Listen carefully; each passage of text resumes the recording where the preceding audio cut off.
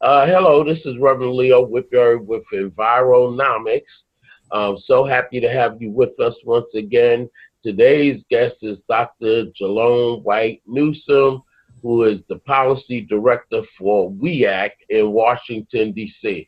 Glad to have you with us, Doctor. Thank you, Reverend. We're very glad to be here. Great. Why don't we start off by you telling us a little about yourself and also a little about WEAC, the organization that you work with?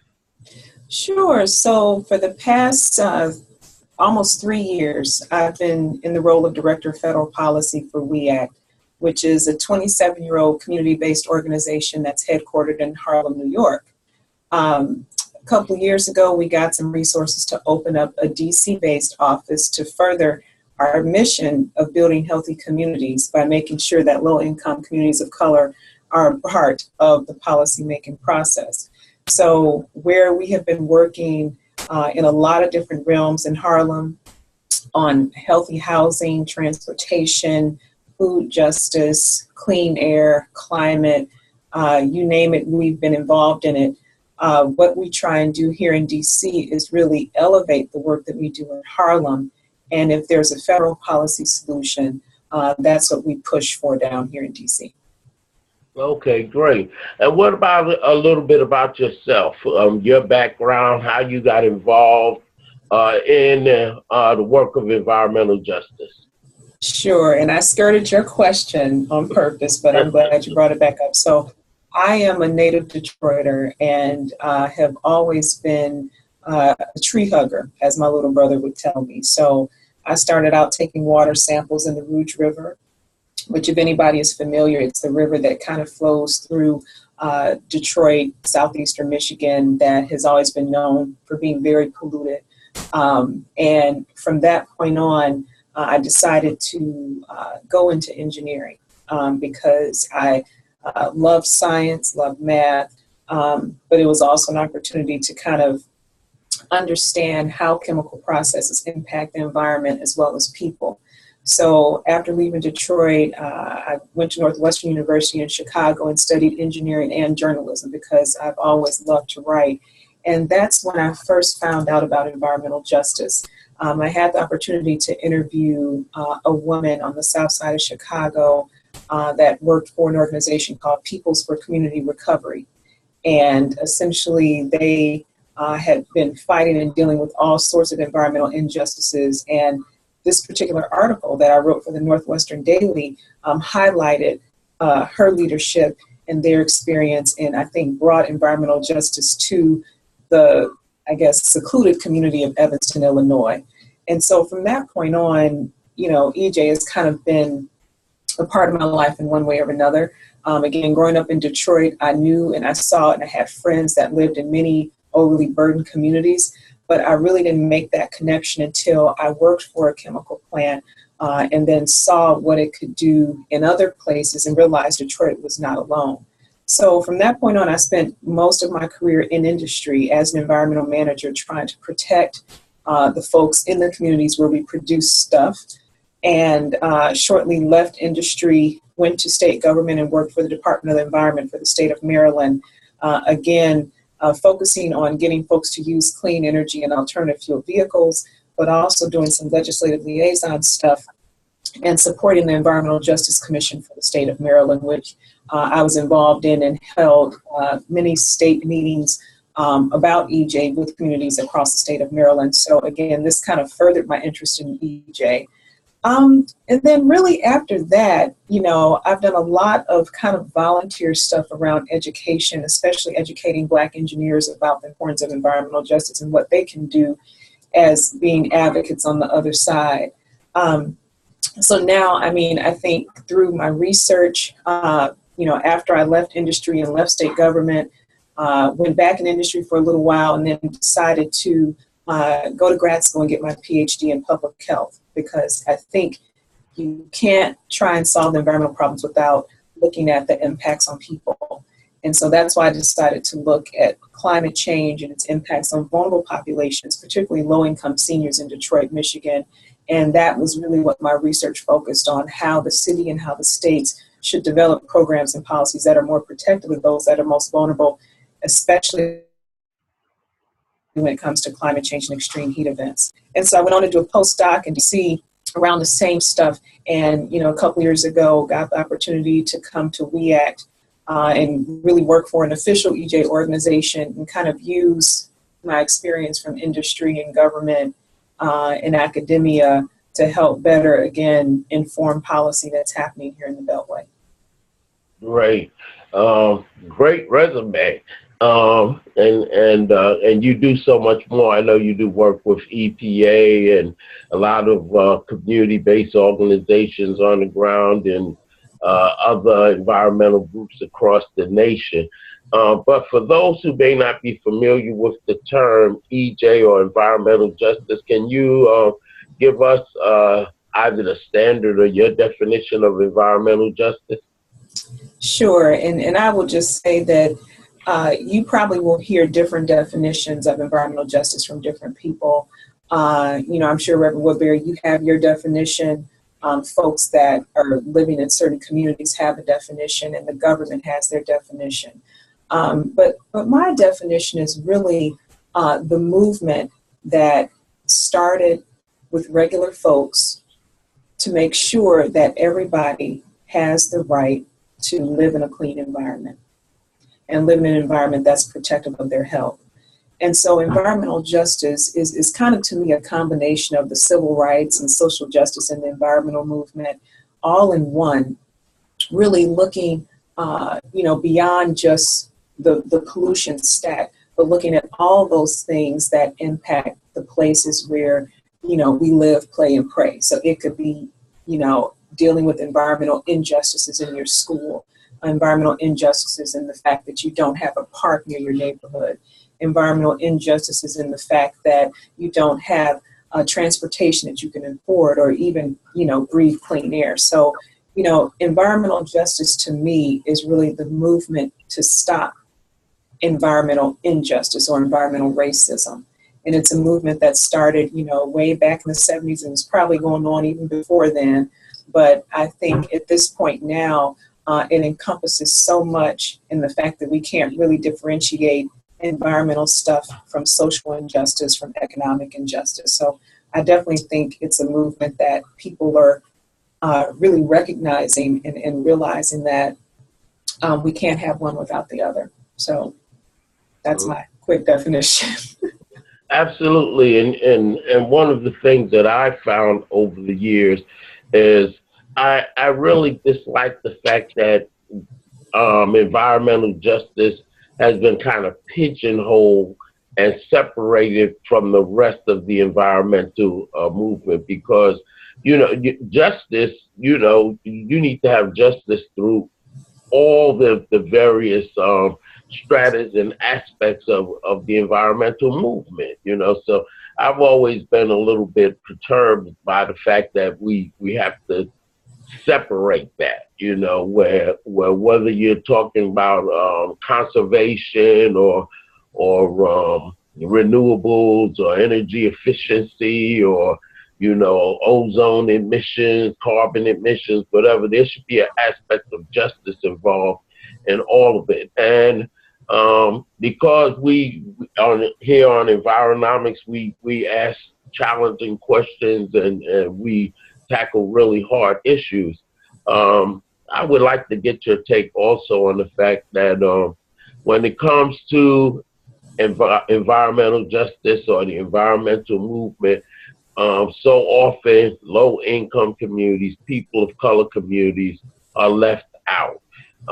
What goes on in the communities, the negative impacts, the data, all of that is used by a lot of national organizations and organizations that are not, the participants, the employees are not composed of people from those communities, but they use that data to get funding but very little of the funding comes back to those communities or the organizations that work in those communities. So I want to kind of get your take on that, because we know environmental racism takes place with coal, with the polluters. But to me, there also seems to be a aspect of environmental racism, even in the environmental movement itself. I think that's a great observation. And what I will say, again, in the couple of spaces that I've been in, it's not the first time that we've had this conversation about the disproportionate funding that doesn't happen when it comes to funding community-based groups, let alone environmental justice groups, let alone groups that are led by people of color. I think we have a challenge and opportunity because it doesn't seem like things are changing. I think it's upon us in the community and those that are involved in community-based work to actually call out these funders. And, there have been some recent reports, specifically the Green 2.0 report that was, generated by the University of Michigan and Dr. Dorceta Taylor, that starts to get at this whole notion of diversifying the environmental movement and really those that are in leadership in environmental organizations, in foundations, as well as in state government. That report was focused on diversity. But what's important about that, and what I think it can also help us pivot to, is the fact that if we don't have diversity, within these different types of organizations, especially the funding organizations, we're not going to get the diversity of funding that we need that actually goes out to support the work that you and I and many other organizations try and do.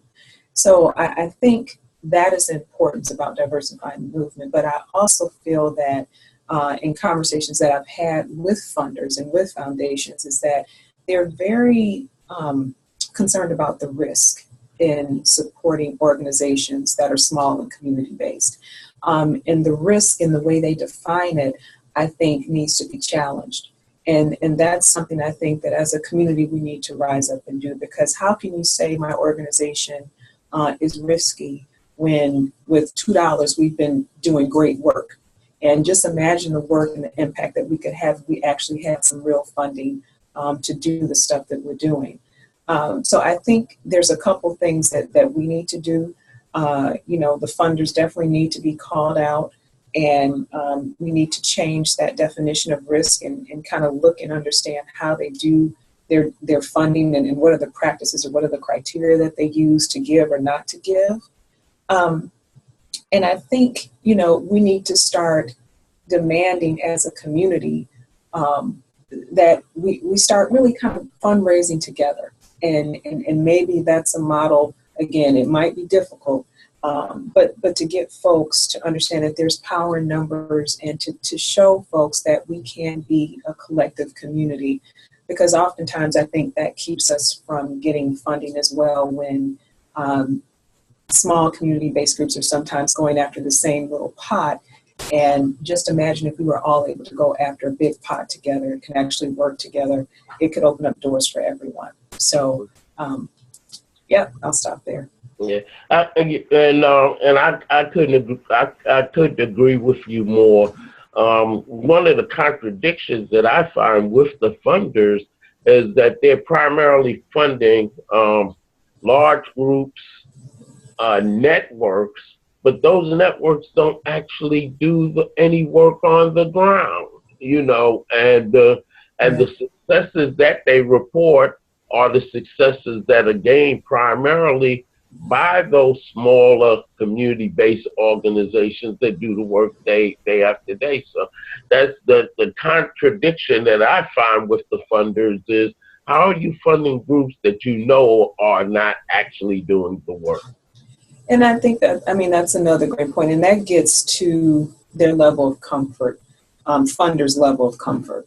It does not make it right to use bigger mainstream organizations as a pass-through to give money to smaller community-based organizations when it's really those smaller community-based organizations that are doing the work.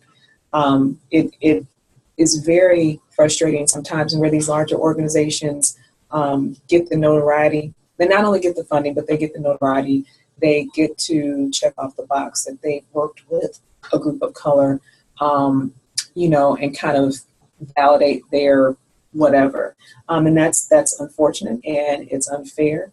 And I think, again, we need to put some onus on these groups that do accept money from foundations where they allow it to be passed through and check the box. We need to call them out as well. So I think the only way that we're going to be able to kind of, stop that is I don't know, I guess in another way, figure out how to show funders that we are very capable. We've proven time and time again that we can do the work and get results. And we don't need someone else to hold our monies for us because we can manage that. That's a challenge, but it's also an opportunity, but something that needs to be remediated, definitely. Definitely. And the Environmental Protection Agency Clean Power Plan, the 111D, to me, offers a lot of opportunity, particularly for people of color communities, low-income communities. But I'm also concerned about us having a great divide, like we had with the digital divide. If we are not inclusive, and I know this is something that you've been working on, and I'm really concerned that once we get the final ruling and the states are implementing the Clean Power Plan, and we're seeing more renewables, we're seeing more energy efficiency, I'm really concerned about seeing a divide where maybe the utilities get the 30% reduction in carbon emissions, and we get energy efficiency done in people of color communities and low-income communities, but maybe not see a lot in terms of new technology that generates clean energy. And you've been working on that tirelessly.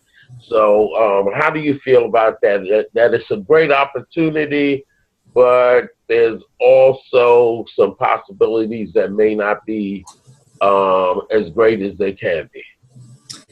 Yeah, and I'm not going to sit up here and say that I have been working on that energy piece as hard as you have on the ground.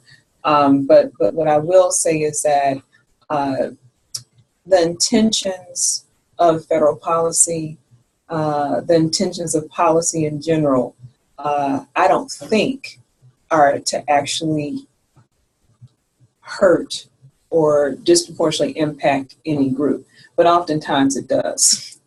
And so I think to make sure that that doesn't happen, that's even more reason why we have to make sure that our folks are involved in the state planning processes that are already occurring and are going to happen when this final Clean Power Plan rule comes out in late August. So in order for us to not perpetuate that divide, we have to be engaged now. And engagement can mean a lot of different things to a lot of different people. Some groups are more savvy than others. Some groups are more knowledgeable of different processes and how the grid works and, the Public Utility Commission. But regardless, in what I would suggest to those that might be listening, I'm not an energy expert, but I know people who are. I know people that carry the same ideals and morals and basically want to be able to afford to pay their bills, their light bills, energy bills, whatever, that have families to take care of, that are dealing with health concerns themselves or with their own families. And so I think what we have to do is make sure that we have leaders identified in a lot of these communities that can pull people into this conversation. Because again, we need as many voices as we can in all the different states, because this is, even though it's a federal rule, every state is going to be impacted differently. So it can't just be Jalonne in DC running her mouth. It has to be people positioned in the states, communities that are ready and to provide public comments, to get engaged in the process right now, probably for the next year or so. And that can be anybody. But I think it's important that we have folks that we can get on our side, so those allies that have the data, that have the expertise, that can help us formulate a state plan that we want to see that will, again, get rid of those digital divides and those energy divides. But we have to be very purposeful, we have to be prepared, and we have to be able to come with some potential solutions.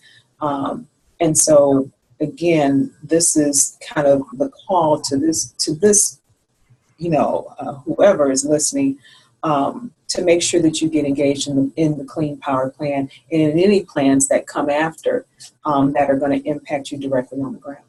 Mm. And yes, and I think another key is to get away from the whole notion of waiting for someone to give us something.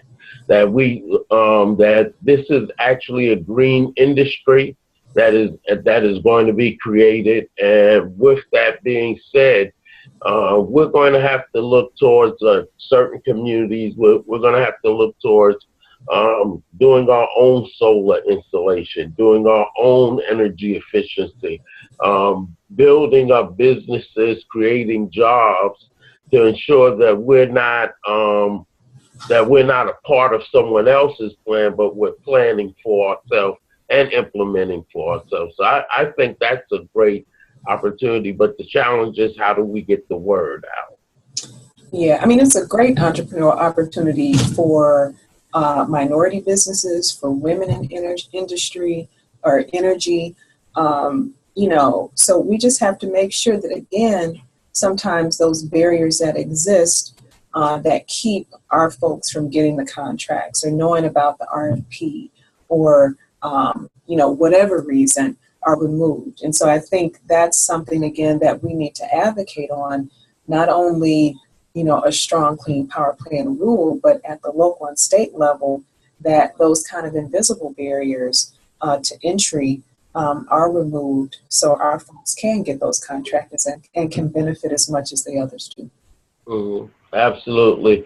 And part of the challenge that I would like to issue, and I'm sure you will agree with it, is that we need to get our community leaders and our faith leaders involved. They are not involved. They don't seem to be knowledgeable or interested in getting involved in these things right now. And if our leadership is not aware and not involved, then how do we bring the rest of our community to the table?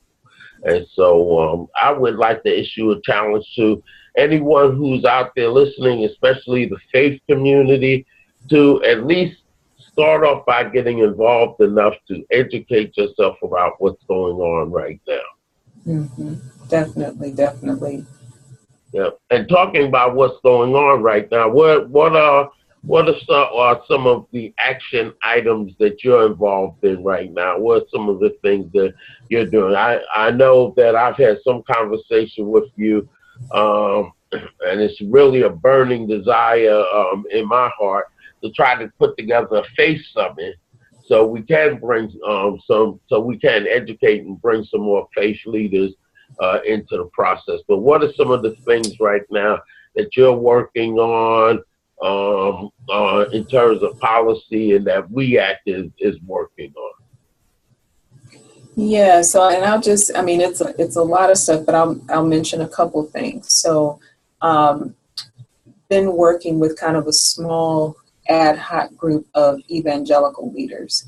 And what we're trying to produce now is a kind of 2-page primer on climate justice for a gathering that's going to happen this summer, where a lot of evangelicals are coming to DC for an annual training.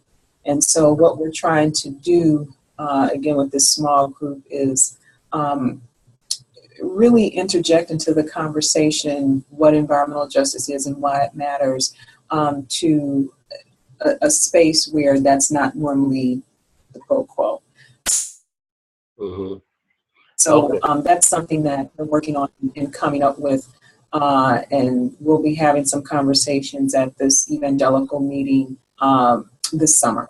Of course, with the Pope coming in the fall, there's a lot of activity and planning and all that good stuff. And so I haven't been directly involved with that, but because the Pope is coming to DC to address the Synod in September and also coming to New York, there's a lot of activity from the faith community around that. So I would encourage folks to see how you can get involved with that. And definitely I can, connect you with folks that are engaged in that planning.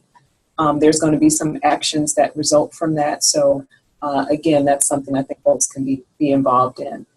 In terms of general stuff, again, the Environmental Protection Agency, which is the lead federal agency that makes all of our air, water, waste, and other rulings, is very busy. So there are a couple things coming down the pipe that I think folks need to be aware of.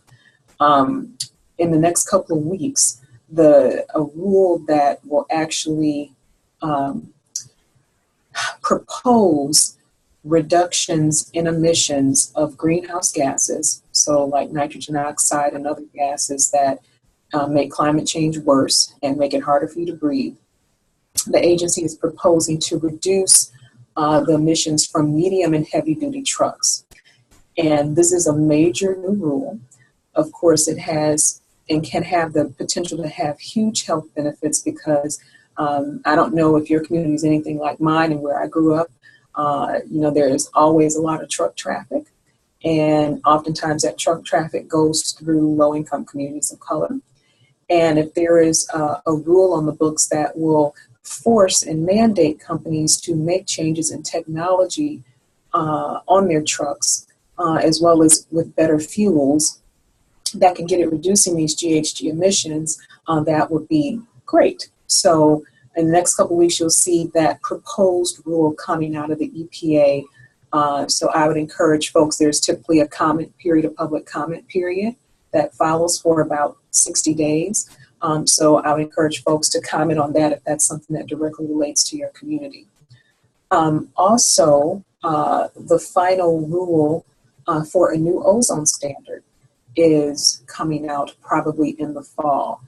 But what we are continuing to do, especially as we are in the height of ozone season, it's getting warm, pollen's flying around and all that good stuff. And people are still driving and traveling. So ozone is a combination, of course, of sunlight, gases that come out of cars, and when it mixes together, it makes this nasty stuff called ozone that, again, makes it harder for folks with asthma and other respiratory conditions to breathe. So that's why it's important that we have a stronger ozone standard.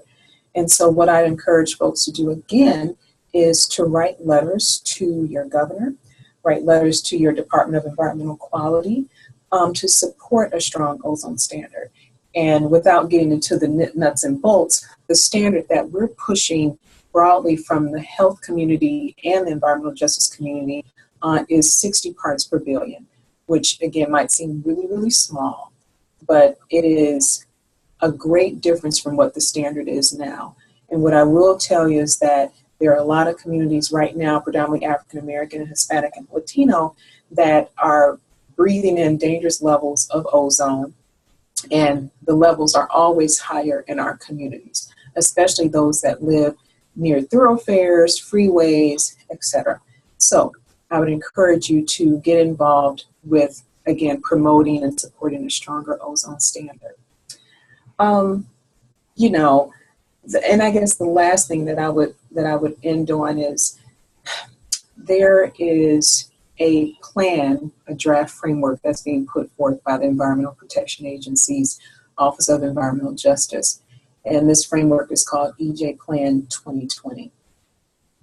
This is an agenda that is basically building off of EJ Plan 2014, which was started under former Administrator Lisa P. Jackson, which the big goal is to try and integrate environmental justice into the operations of the Environmental Protection Agency in a more thoughtful way. So in research, in science tools, in rulemaking, permitting, community engagement. The comment period for that is coming up. It ends June 15th. And I would encourage anyone to provide comments and feedback on that framework. It's about 3 pages long. It's not a hard or heavy read, But again, I think they are really trying to encourage comments from the community on this particular draft framework. So I would encourage folks to, check it out and engage in that as well. So that's just a smidgen, but I'll stop there. The smidgen, that sounds like a lot. But like I say, you do a lot of great work. You're one of the people that I truly admire, because it's not just a job for you. Every time I see you and talk to you, I can feel, I can sense your heartfelt commitment to making the world a better place. And so why don't you tell folks the best way that they can contact you or your office, so that they can, support some of the things you're doing? Sure. And I mean, the same you, Reverend Woodbury. It's been a pleasure to know you, I guess, almost a year and a half now, maybe a little bit longer, and to work with you. Again, one of the things that I didn't mention, and that you told me to mention, Reverend Woodbury, is that I coordinate a national coalition of environmental justice leaders called the Environmental Justice Leadership Forum on Climate Change.